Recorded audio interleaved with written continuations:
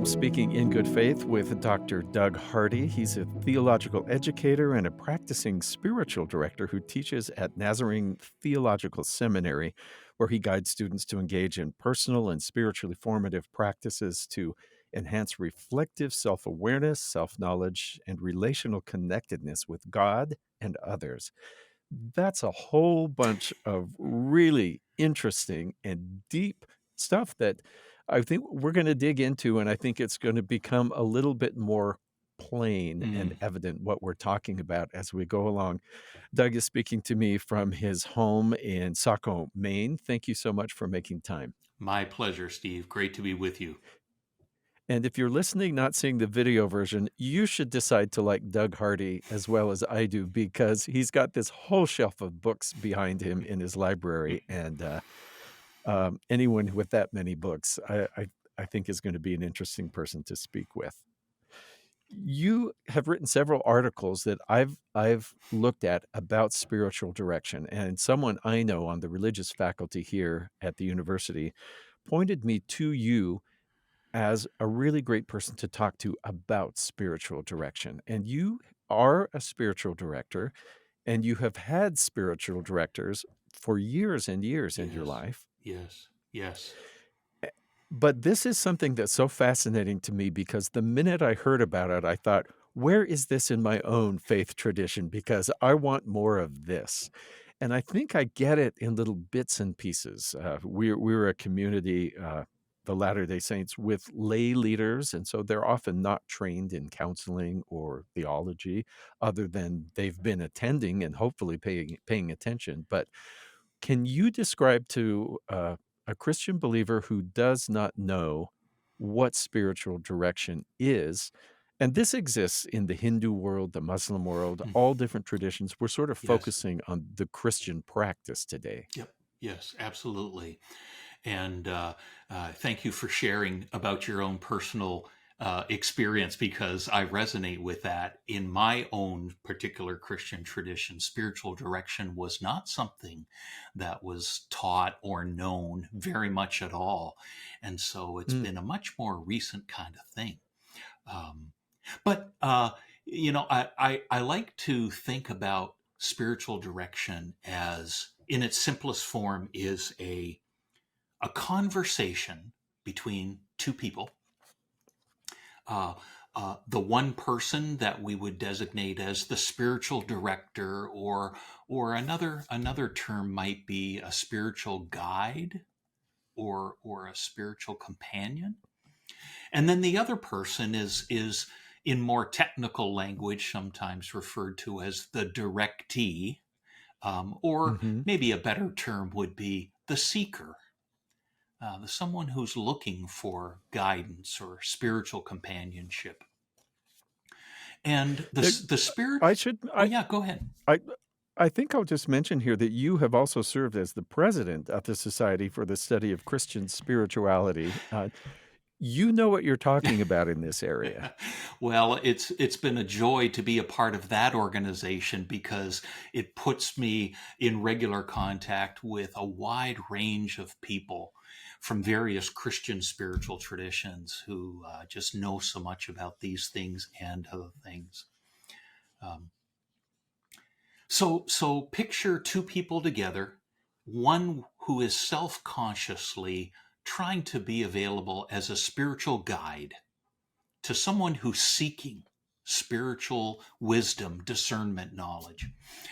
And the spiritual director is one who basically asks three questions.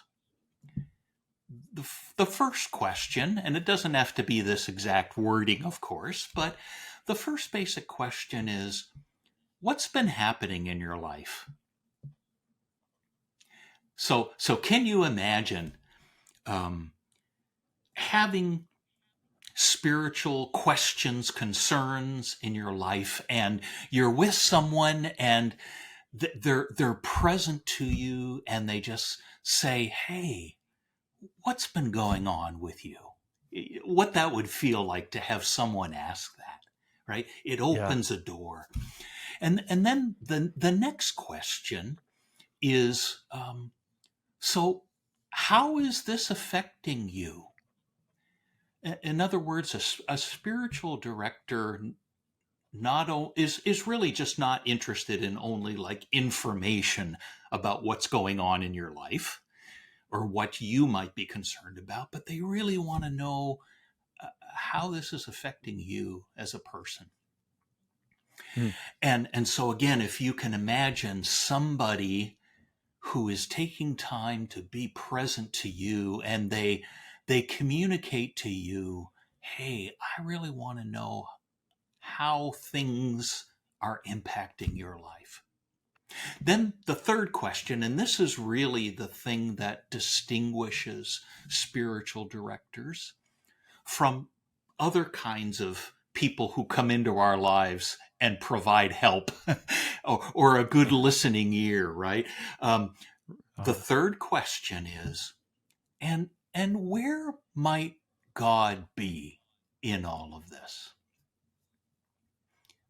Where might God be in all of this? That is the ultimate, I think, spiritual direction question, and begins to name a little bit better kind of what this space is, the kind of relationship that we call spiritual direction. Doug, I'm just going to mention because it will show up later that every once in a while, because you're very expressive, I'm hearing your hands thump on the desk or the microphone, perhaps. Good. I'm just it's something that we can try and remove later, but I'm just making you aware of that. Thanks. That's helpful. I Good. think I can accommodate. That third question that you mentioned, where might God be in all of this? This is both perplexing and yet it seems obvious that we would want to know that. Why, as a creation of God, with God's Spirit in me, is this not a question that's so evident to me that I might need to go to speak to somebody else and have them ask me about this and direct my thinking? Yeah. It is kind of strange, isn't it? Especially maybe for persons of faith, right? People who are a part Yeah, of yeah. religious communities who talk about God, who And may talk to God. and talk to God or engaged in prayer. Yes. And yet the reality of the spiritual life seems to be that our connection with God is both something that has moments and aspects of great clarity and felt experience, like, oh, I know this, and Right. Yeah. moments and experiences where it seems to be more hidden. It's like it's not as obvious as we would have thought.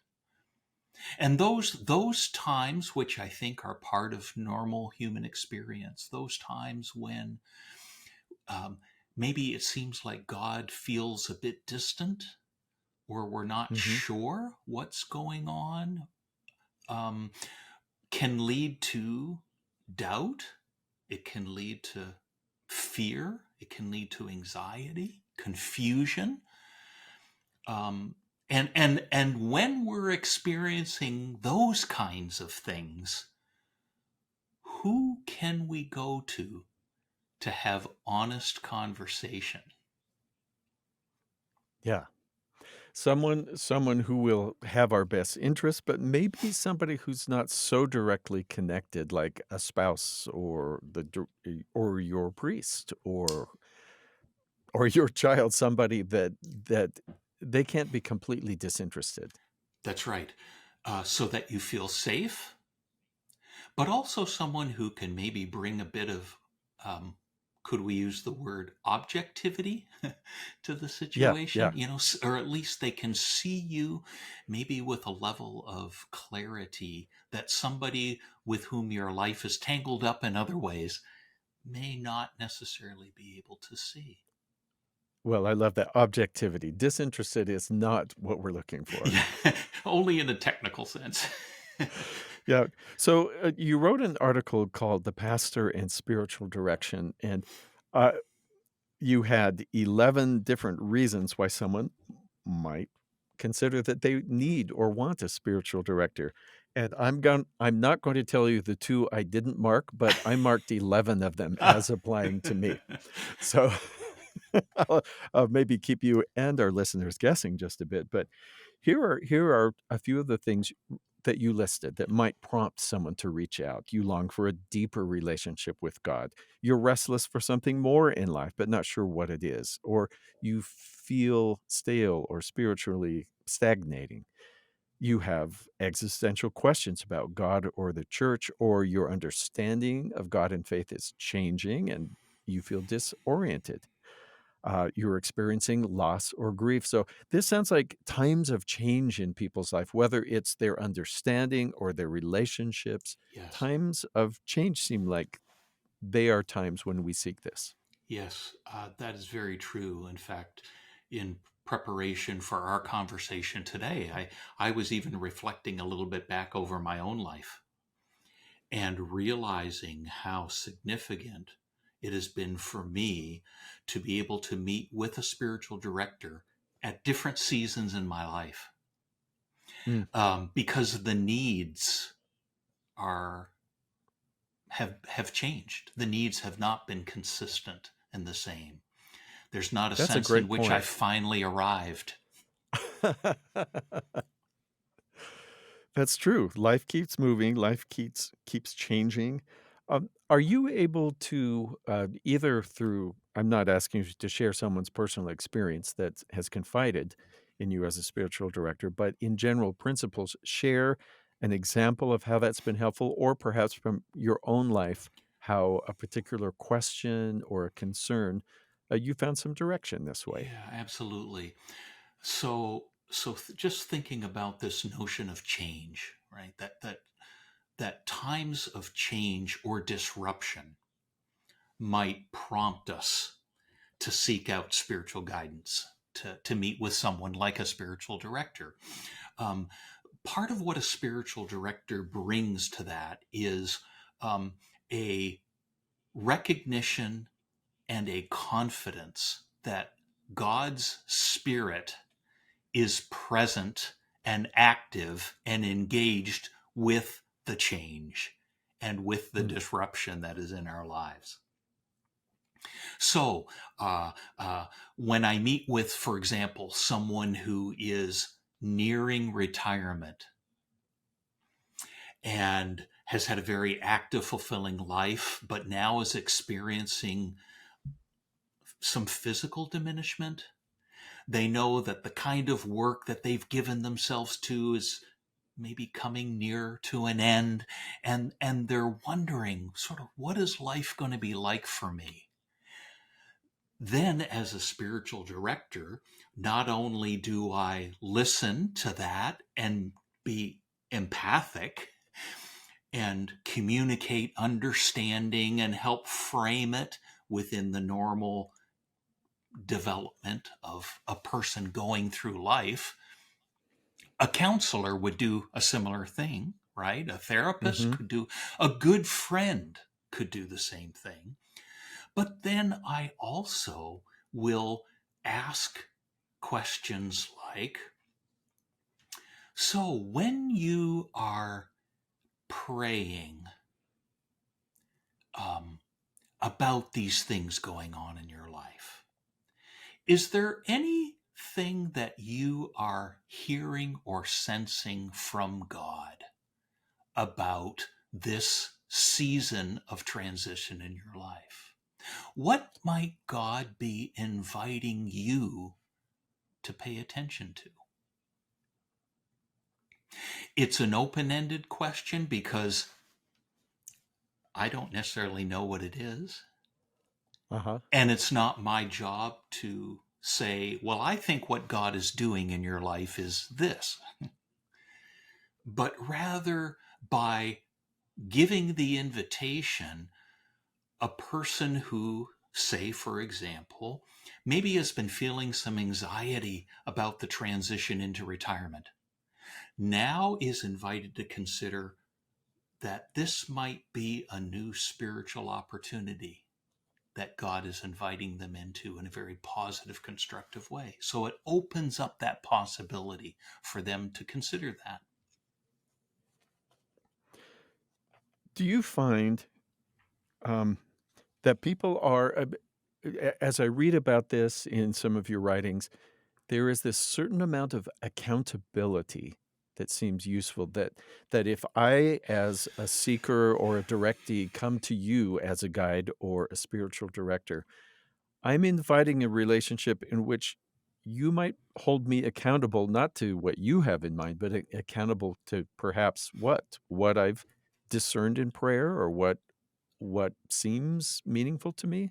Yes, yes. And that is a good word, actually, accountability. Because again, one of the fundamental dynamics in the spiritual life is that we both move towards God, and there's times we pull back from God. There's times when we're really strongly desirous of close intimacy with God, where we hear and speak. And then there's times when we're not sure that we can be ourselves completely, fully, honestly with God, and we may try to hide a little bit or pull back. We're not sure, right? Yeah, Both. which is so interesting that we say, "I'm going to hide something or pull back from this omniscient being." Yes, it's not a rational response, but isn't it true that we experience this in our human relationships? So Yes. I'm married, and my wife and I, we often will note this with each other, that there's times when we're really kind of moving close to each other, and that's so Mhm. wonderful. But then every once in a while, one of us will notice that the other seems a little distant. And it's not because we set out with intentionality to be that way, but there's just times when um, we pull back in ways that we aren't even consciously aware of. Or sometimes our words are saying one thing and our actions do another. So the way we communicate that, we're recognizing that with each other. We do this hand motion. So I'll do it and then I'll describe it. So with one hand, I'm doing the motion of come towards me. I want you to be Right. close to me. So I'm motioning with my hand, come, but with my other hand, I have it held up like a stop sign, back off. And you can appreciate the oddness, right, of when I'm both inviting my partner to come close, but also maybe communicating in body language that I don't want them to come too close. We do the same with God, and that's confusing and it's hard sometimes for us to see. So, a spiritual director is one who maybe can, by listening and being in conversation with us, name that dynamic for us. Hey, I hear you really want to be close to God, but I'm also sensing maybe there's a part of you that is not sure you can really trust God fully on this one. Mm. And that is a kind of accountability, but it's not ledger accountant accountability, R like, okay, Right. you said you were going to pray 3 times a week, did you do it? But it's the accountability that comes from being seen and heard, Mhm. and being invited again and again and again to bring yourself as you really are, fully before God. Mm. Is there a time in your life that you have been most benefited or blessed by participating in spiritual direction, as a seeker or as the guide? Yes. So I remember the very first time I met with a spiritual director.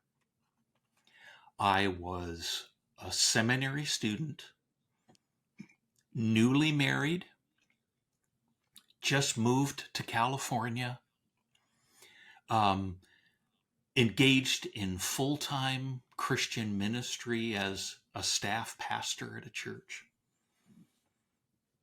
And I was I was struggling with some things about in my marriage. Just being newly married, there were some things that were, you know, although were wonderful about it, I was struggling a little bit with my identity as a husband, struggling a little bit with the challenges of being intimate with this person now in new ways, and I was struggling as a young pastor in church ministry, struggling with confidence. I wasn't sure I was doing this right.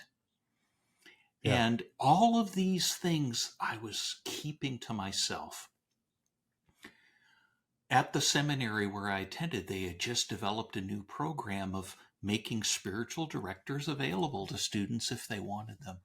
And when I met with this spiritual director for the first time and scrunched up the courage to honestly confess these things that I was struggling with, and I was expecting that the accountability was going to be some form of judgment, like, come on, Yeah, yeah. Doug, get your act together, or whatever. And instead, this director quietly and calmly welcomed what I had to share and invited me to connect my experience with the scriptural account in the book of Genesis about Adam hiding in the garden. And very compassionately asked me, so do you feel, Doug, like maybe sometimes it's like you're hiding? And what is it that keeps you hiding from God? And it just opened up an opportunity to then begin conversation about it that led to exploring this, deepening my prayer life in a non-judged way. I Mm. so needed that at that time of my life. I'll never forget it. And so you can Oh, that appreciate maybe a little bit of why spiritual direction became an important spiritual practice in my life that I've engaged in ever since. you write that some fundamental assumptions are undergirding this intentional practice of spiritual direction, and I underlined a couple of these because Mm. they really spoke to me or made me very hopeful. One is the Holy Spirit is the ultimate director. Yes. So this sounds like it's a skill to be a spiritual director but kind of stay out of the way.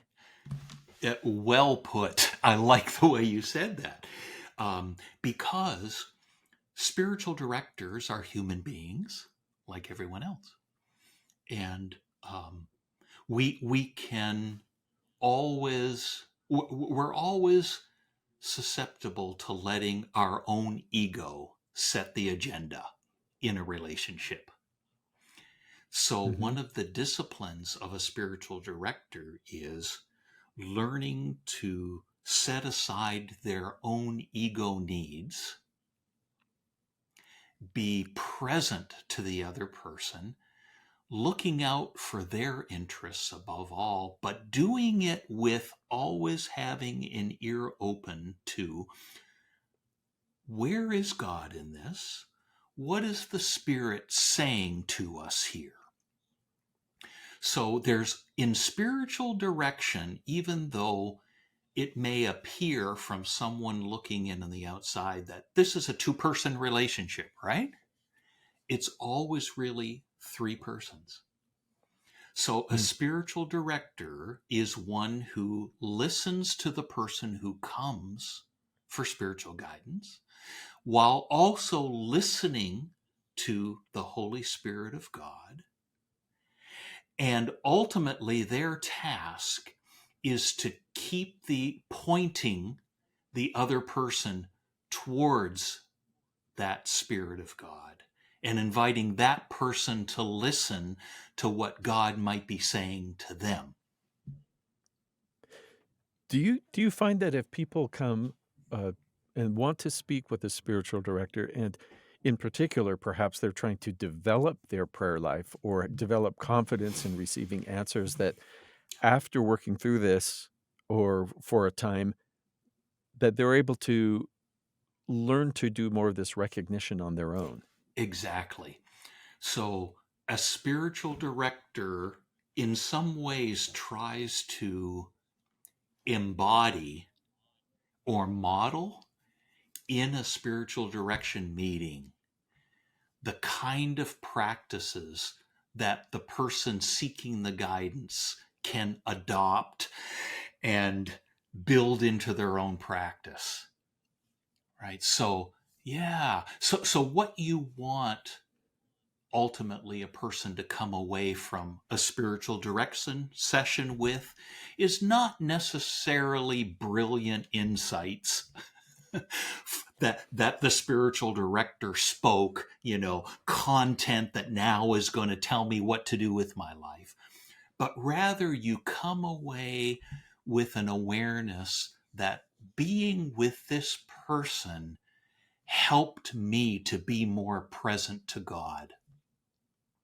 to be more tuned into God in my life, so that when I'm not with my spiritual director, I'm still asking myself that question again. Ah, So, where might God be in this? What might God be inviting me to?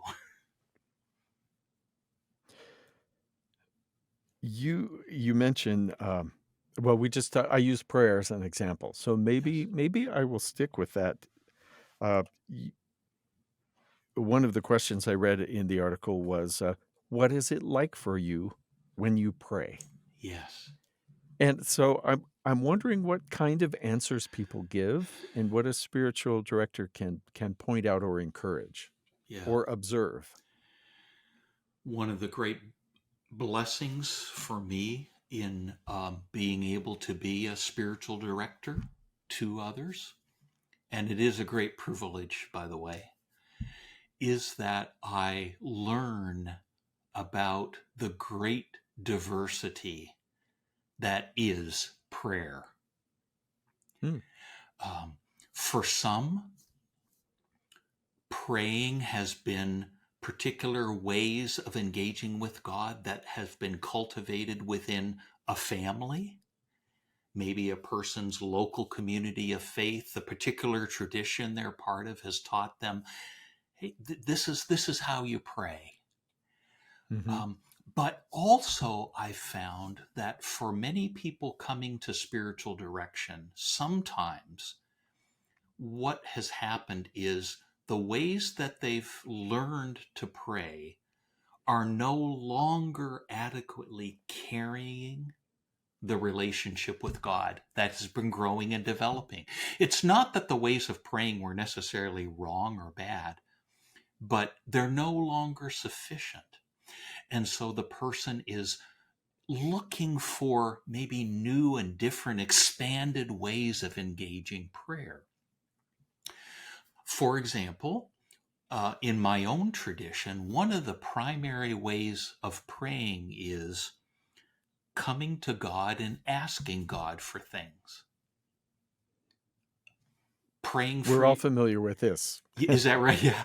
So From praying for the people I love, praying for people's well-being, praying for healing for those who are sick, praying for Yes. provisions for those who have needs. A very important and valid way of praying. But for someone maybe who um, is needing wisdom and guidance from God about, say, making an important decision about a relationship in their lives, just asking God for the thing over and over leaves them just feeling dissatisfied. It's like I'm not getting anything back. I need more than this.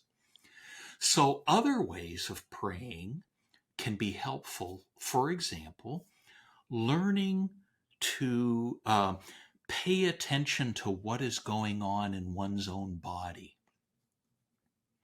can be a way of tuning into the Spirit of God, especially if we believe that the Spirit of God is actually living within us and that we have been Right. created in the image of God, right? So rather than asking for something to happen out there, might there be something already going on within me that I can learn to listen to that could help me tune into the voice of God speaking to me? Thank you. Yeah. Yeah, An- that's another another place where people can learn to pay attention uh, to prayer is engaging the creation. For some people, they've so associated prayer with, I need to be in a religious place where I can be in a particular posture, say mm, kneeling, and that's where I do my prayers, or I have to sit in this chair and that's where I do my prayers. For some people, learning to encounter God while walking outdoors in nature becomes a new way of prayer that opens up new discoverings about who God is and new communications from God that give wisdom and direction for life. well, those are examples that are both beautiful and useful because I can't think who they would not apply to.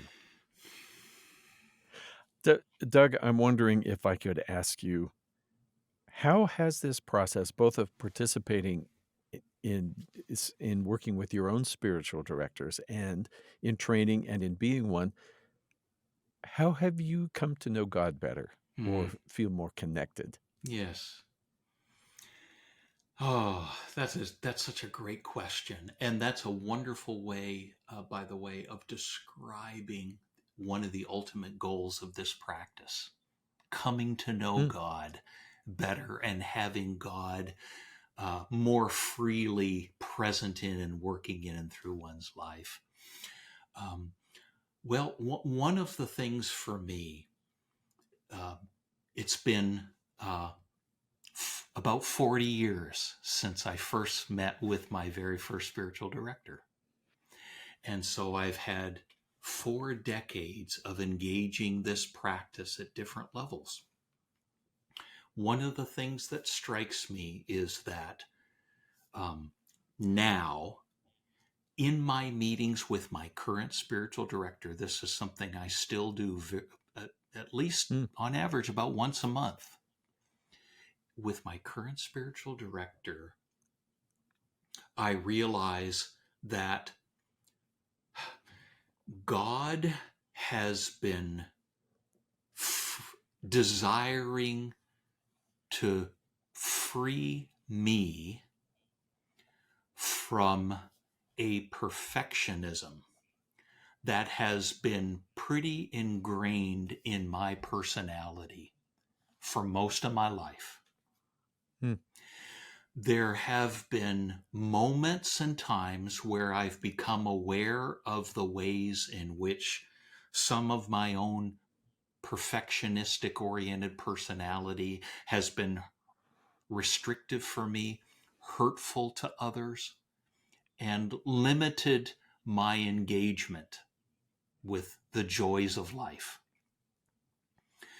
It has been in just especially the last year or two of meetings with my spiritual director that I have begun to recognize and understand that God is both deeply understanding and compassionate with me in my perfectionistic tendencies. That is, God does not judge me or condemn me.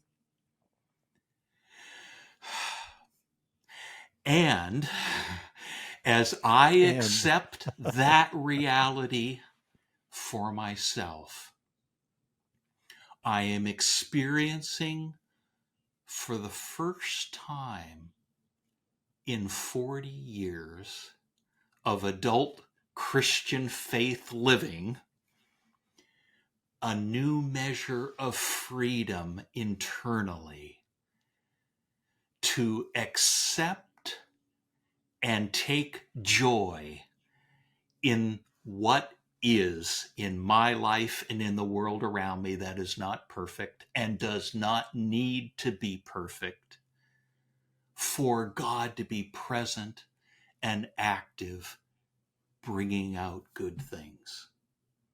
hmm, I, Steve, am a more free person internally today, certainly than I was 40 years ago when I first began meeting with a spiritual director, but even more free than I was a couple of years ago. And that grace, because it is grace, God's grace, that grace is really the fruit of long, persistent relationship with a spiritual guide who patiently sat with me over and over again, saying, "What might God be saying to you, Doug?"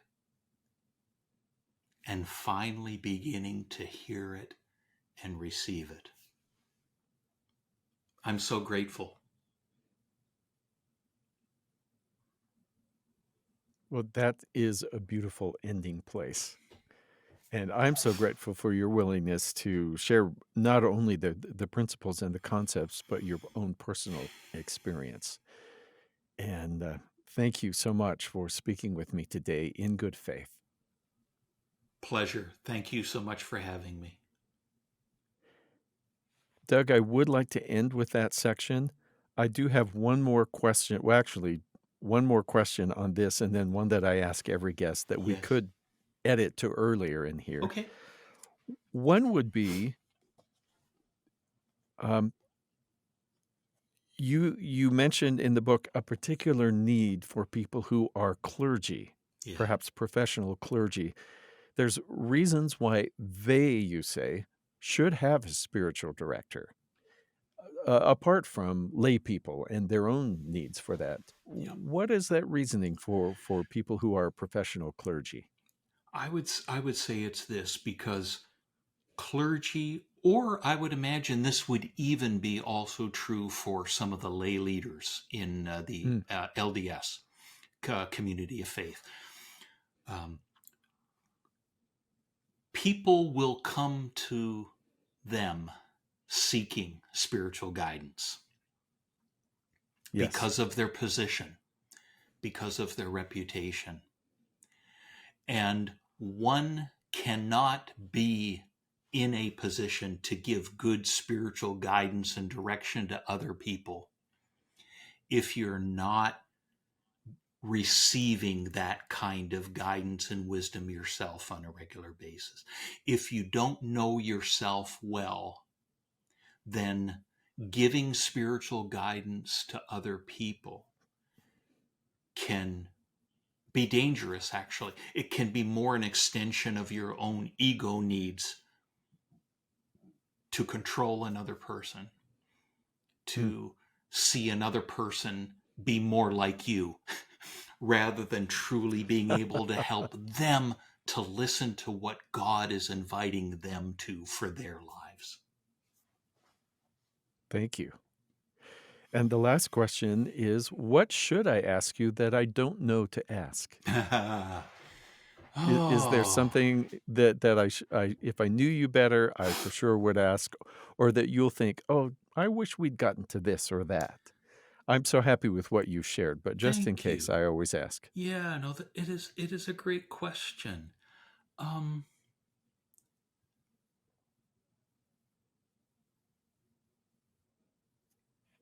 huh. Yeah, nothing's coming to my mind. I'm not sure. I'm not sure, That's Steve, fine, but that's fine. This is a delight, and I'm only sad that Maine is so far away from Utah, but if you are ever coming Oh, through or make your way, we would love to have you here in person to tour the studios, take you to oh, lunch, love it. just, talk or do a part 2, whatever. Love it. Thank you. Thank you so much. This has been a great privilege, unexpected but delightful. Oh, And good. I'm always happy to talk about spiritual direction and actually discovering people who are interested in this practice for all the kinds of reasons, even that you've described, is one of the things that encourages me and reminds me that God is so present and active in our world. And that's what it's about.